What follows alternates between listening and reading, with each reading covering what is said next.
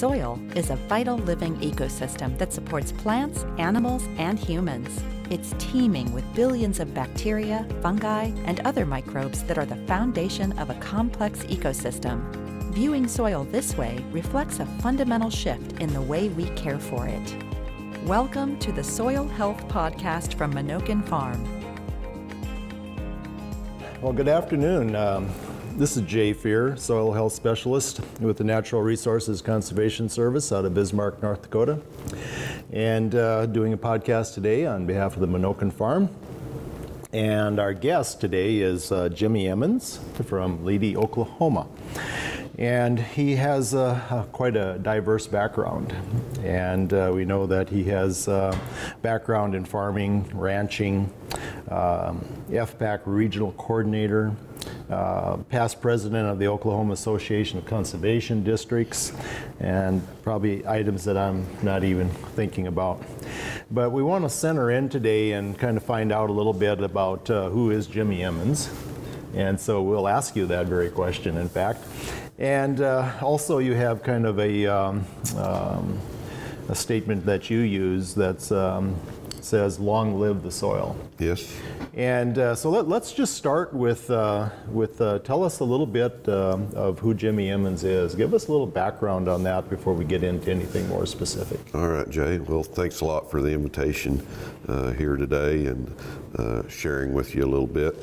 So Jimmy Emmons, my granddad came to the homestead property that we have in northwest Oklahoma in 1926. I was born there, very close to the homestead. We actually moved out to the homestead in 1969 after my granddad retired.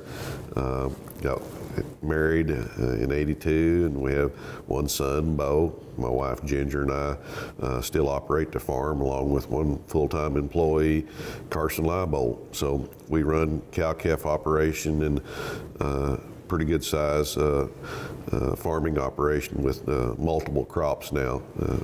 Used to be wheat, alfalfa, and some cotton, but very diverse now, about 14 different crops. So as years progressed, we changed things as we kind of went along. We had a great flood in the 30s that left an impression on my granddad the entire life that he lived. He started a small ditch across our property in the 28 or 29, just to divert water across the field to the river out of a kind of a drainage area. And we had they called it the Hammond flood, about 18 inches one night in a short period of time, and it washed a creek out where he started that. Sure.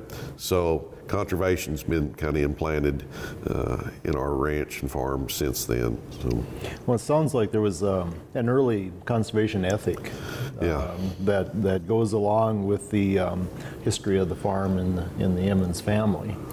And I think we see that many times, especially when the farm stays within a family.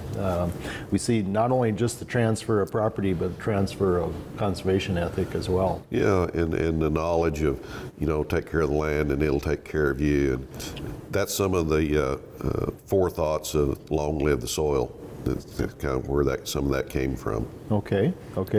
So what I've read, and I guess what I've listened to your presentation, the no-till portion of the cropping system probably was somewhere in the mid-90s? Yeah, it's about 95, late 94, early 95 is when we originally got started. So what prompted that? Well, we knew things weren't right, and we were having a lot of wind erosion. Like I said, we used to raise cotton, and normally that was continuous cotton in certain fields. And so in the spring, we mow-boarded a lot back in the early days with Granddad and Dad, and then we'd fight sand all spring. So for those of us in the northern plains that don't grow cotton, does it produce much cover after harvest? No, it's just a plant with sticks and a few leaves, and once it frosts and freezes and they shed the leaves, it's just and you pull the bolls off, it's just a very narrow stalk. Yeah. Okay. So this got, so the no-till portion of it got started in the 90s, and then from there, maybe share with us a little bit what evolved after the no-till system in the 90s. Well, that was a period of learning curve, I would say, in there, and a big transition for Emmons Farms. So we lost my granddad in 96, well, late 95, and my dad in 97. And so big transition over to me and my mother to operate the farm. We're still learning how to no-till and how to embrace that. Mother wasn't bought in 100% because of the history. And sure. in the early days, if you plowed more, you made more. Right. Now we know that we were mining the carbon out of the soil doing that. But she changed and she come along just as I did.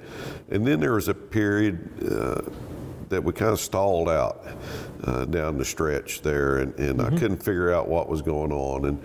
And now I look back, sometimes you think, well, what an idiot, you should have saw that. But then this concept of cover cropping and that soil health term came along, and I tell this quite often, and I'll never give him enough credit, but David Brandt, I heard him speak one time at a National Conservation District meeting, and it just resonated with me, and I thought, if David can do that in Ohio, why can't I do that here? Right.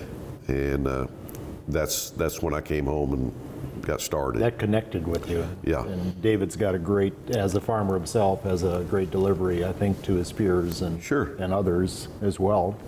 So Jimmy, at some point then, was it after listening to David that you started using cover crops, or was it, where does that fall into the timeline? So that was in the National Association. That would have been in January, early February. And so I came back home and I thought about it a little bit. And how would I do that? Mm-hmm. And no one was doing that around me. And if you mentioned it, everybody said, well, you can't grow one crop hardly. How are you going to grow continuous? And that's double cropping, and you can't do that. And that was all concerns of Sure. mine too. Sure. So I reached out to our new state conservationist. I knew him as acting for a while, Gary O'Neill. Yes. And said, Gary, this new term, soil health and cover cropping, what do you think? Would you be interested if we could do something together? And he said, what do you got in mind? I said, well, what if I offer my farm up as a demonstration, and let's try to learn this together. And of course, he was all in and has been a wonderful partner since then. And then shortly thereafter, I became a district director, the conservation districts. On the local soil district? Yes, local county office. Very good. And then I brought them all in, and the board, and it's been a wild ride since then. So you made these changes, and in terms of the cover crops, is there a livestock component also, or yeah, and how does that played out, Jim? That really fit our operation perfectly, because we were a cow-calf operation and stocker at that time as well. We'd buy calves in the fall and run them till spring, over summer some. And so that naturally fit in. Now, when I first started, we were just trying to cover crop, and I hadn't even thought about grazing, to be quite truthfully. Mm-hmm. And my state soil scientist, Steve Ospaw, said, man, if we could put animals on here, I think we could see a big improvement in biology and the soil. And well, how are we going to do that? We don't have no fences around. Right. And so we kind of started that. I pushed back early, and then my wife really pushed back because I traveled quite a bit. And she said, who's going to do it if you're not here? So we started on 11, 12 acre paddocks and tried a few mother cows and calves the first year, and found it to be pretty easy. And then we narrowed that down the next year to 5 acres, and then down to daily moves shortly thereafter. And then we've implemented that on a lot of our property. and I don't want to ever give the impression that we do high stock density and heavy rotation everywhere, because we are scattered out quite a bit. But what I do like to do is focus on one farm at a time, right, and try to improve it with high stock density, and then move to the next one and concentrate on them. Yeah. Yep. Now we move all our cows from different paddocks, pastures around, and we're still trying to tweak that in the hill country with gyprock hills and cedar trees and valleys and stuff is a challenge. Challenging landscapes. Yeah, yep. And water. Yep. Water is a big issue. Always. But everywhere we do that, we see significant improvement in the rangeland management. So something that that I want to ask you to describe for us, if you would. This is a huge change that you've made over time, and if you went back to the start and you put the spade in the ground before you started all of this, the no-till, the covers, the livestock grazing, and you looked at your soil, and then you could go to present day and you put the spade in the ground and looked at the soil in the same field. Describe to us what you think you've seen. What impacts have you seen, and what have your observations been? You know, if I would have dug in the beginning, I would have found a very compacted soil, very light textured soil with very limited organic matter in it. We had a lot of sandy soil. It was 0.8% to start with. Sure. We've finally got that up to about 1%, shy of 1% in places in 8 years, which is not easy to do. No. It's a fairly brittle environment that you're in. Yeah, it's 20-inch rainfall, and we can be 110. In 2012, we had 150 some days over 100 degrees. Yeah. That was an extreme norm. Yeah. I So mean, it's a hot environment. Yeah, so it's challenging. Today, the shovel goes in very easy. We see water infiltration rates, 6, 8, 10 inches an hour easy. There's spots that we can get more than that, but that's a good representation across the entire farm. When we started irrigating, about 1/2 inch at a time, and that made sense because NRCS soil maps would told you that about 1/2 inch infiltration rates was kind of normal for our county. Now we can easily be irrigating 2 inches, get a 2.5 inch rainfall, and I go down and shut the pivot off, and there's no standing water, no running water. So it became a lot more efficient, use less water because we retain more water. It's a really good indicator, that you've built soil aggregates in pore spaces that allow this infiltration. No standing water with 2 inches of irrigation, and that alone is a pretty good indication. Yeah. Now we see, and Noble Research partnered with me quite a bit in this project as well, and one of their scientists, good friend of mine, Jim Johnson, started noticing that if you had cattle or animals in the rotation, a good rotation, good covers in between cash crops, that we could see a darkening layer of carbon moving down into profile about 1 inch a year. And so if you looked at my farm today, you could see about 7 to 8 inches of darkening layer versus the light colored soil. You've definitely accumulated some carbon over time. Yeah, absolutely. Not near as fast now as we would like to. Once you kind of start down this, you get into mode, you don't want to do it tomorrow. But well, yes. Tomorrow is you can't do that quite that quick. Yeah. So you've come to Bismarck, North Dakota, here in November, and I think you got here on Sunday or Saturday evening, actually, night, and then you participated in the North Dakota Association of Soil Conservation Districts annual meeting, and you were a keynote speaker, and then you were also the following day you also gave probably a more in-depth presentation on soil health itself as it pertains to your own operation. And you've also spoke to the North Dakota NRCS employees earlier today.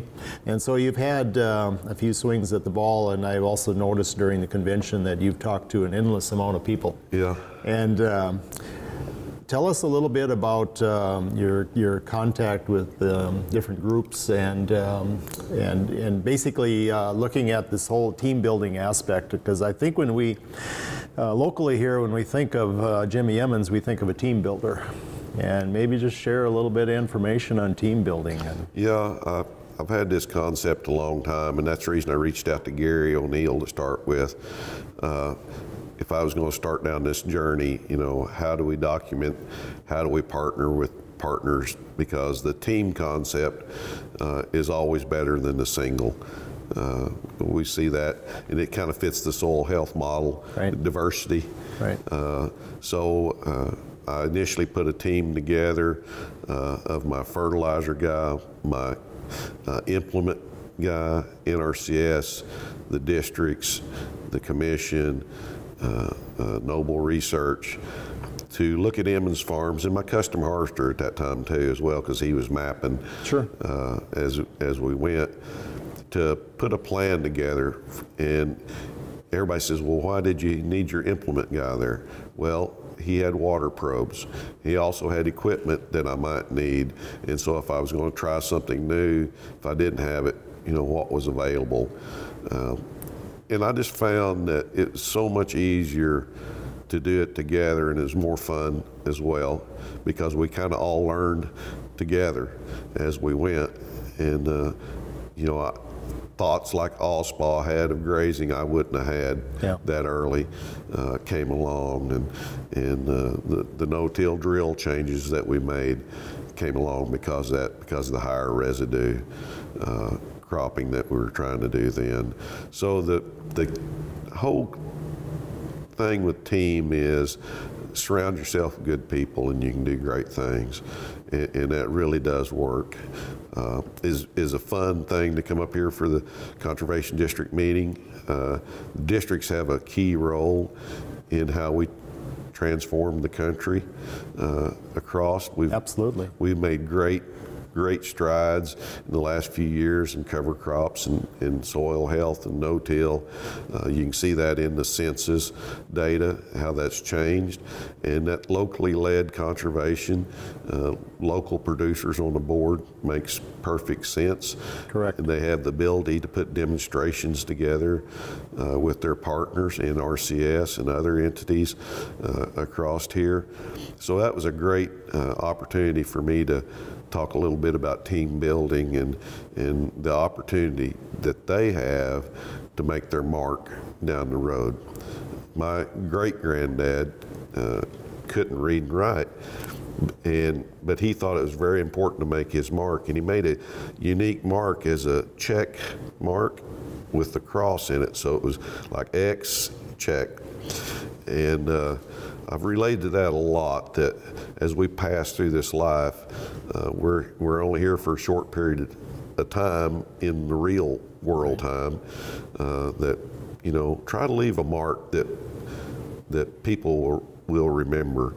And wow, what a opportunity we have as human race here to change the way we manage our soil. Absolutely.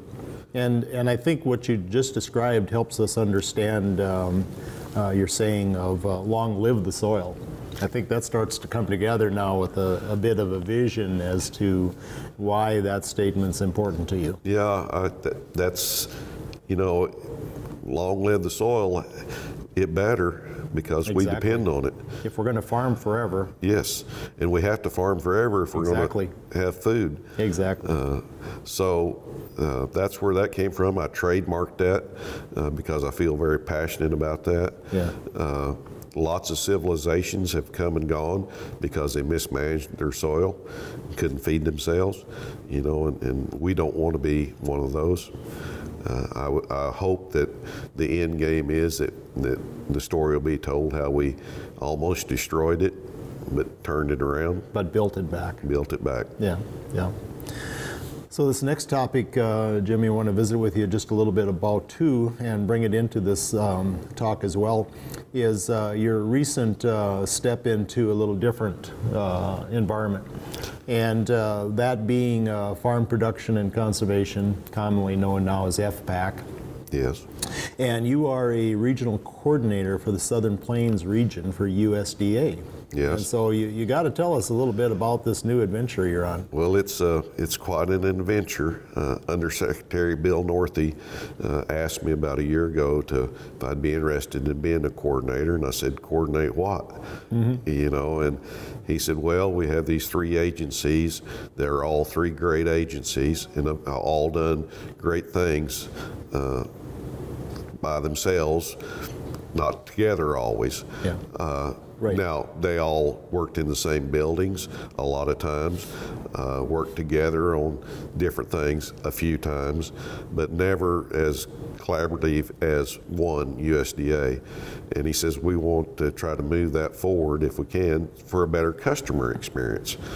And so I said, yeah, I would, be interested. How big an area in the Southern Plains area is Oklahoma, Texas, New Mexico, Colorado, and Kansas. And it's a large geographical area. A large geographical area, but very diverse. Yes. Every state's diverse, but then when you put it in a region, it's even more diverse. And it's been a wonderful experience to travel out through the country on the way to a state meeting and stop at a local county office and see how employees are working and how we work together better in the future, and to take really good suggestions from the field back to the Undersecretary and Secretary Perdue to try to change things for the better. Well, I think a natural fit in this regard is your background. And, take a look at your background and as a team builder.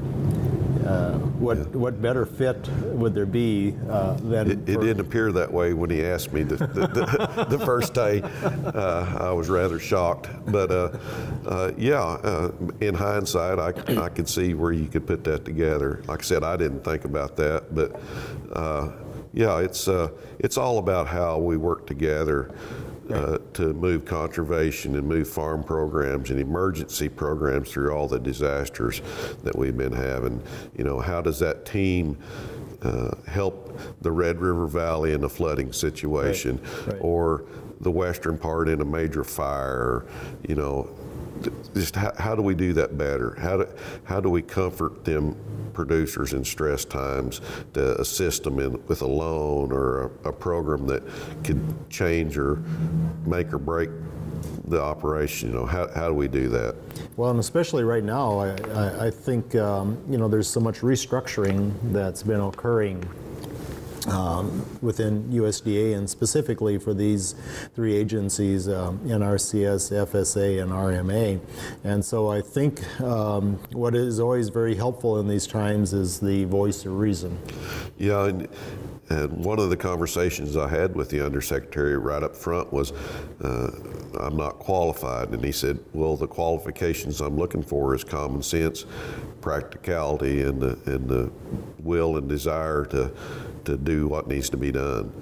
And that intrigued me, and because you hear a lot of times that government has lost common sense, and what a breath of fresh air that we have a secretary and an undersecretary that wants to put that back in. Practicality, that fits absolutely. Agriculture. Yeah. No, I think you've really touched on a number of topics today that are informative and give us an understanding. Everything from conservation ethic on your farm to the journey on your farm with making changes and transitioning and the no-till systems and the cover crops, and I think we come to understand it didn't all happen in one day. No. It happened over time. And but yet you adjusted and you were resilient, and now we understand your soils are resilient with you.